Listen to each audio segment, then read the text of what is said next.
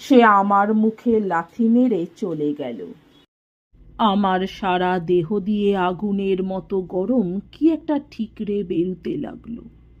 বুঝলুম সে এত বেশি এগিয়ে গিয়েছে নরকের দিকে যে তাকে ফেরানো যাবে না। তার উপর রাস্তায় ঘাটে ওই বিশ্রী কথাটা নিয়ে আমার গঞ্জনা, খোঁচা। আমি ক্ষেপার মতো হয়ে প্রতিজ্ঞা করলুম, শোধ নেব, শোধ নেব। তবে আমার নাম বিন্দি। আর একদিন মাঠ হতে এসে শুনলাম মিনসে নাকি আমার বাক্স ভেঙে জোর করে যা 2-4 পয়সা জমিয়েছিলুম সব ছিনিয়ে নিয়ে গেছে, একটা কানাকড়িও থুয়ে যায় নাই। আরও শুনলুম তার 2 দিন পরেই নাকি ওই ছুরির সঙ্গে তার সাঙ্গা হবে।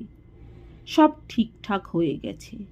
সে নাকি ওই সমস্ত নগদ টাকা নিয়ে গিয়ে তার হবু শ্বশুরের শ্রীপাদপদ্মে ঢেলেছে। হায় রে, আমার রক্তের চেয়েও পিয়ারা টাকা। তার এই দশা হলো শেষে। মানুষ এত নিচু দিকে যেতে পারে? তখন ভাববার ফুরসত ছিল না।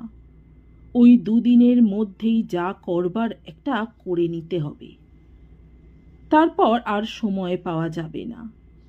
ভাবতে লাগলুম কি করা যায়। একটা দেবতার মতো লোক সিধা নরকে নেমে যাচ্ছে এক এক পা করে, আর বেশি দূর নাই, অথচ ফিরাবার কোনো উপায় নাই। তখন তাকে হত্যা করলে কি পাপ হয়? তাছাড়া আমি তার স্ত্রী, আমারও তো একটা কর্তব্য আছে। আমার স্বামী যদি বেপথে যায় তো আমি না ফিরালে অন্য কে এসে ফিরাবে? আর সে এই রকম বেপথে গেলে ভগবানের কাছে ধর্ম তো আমি তো দায়ী।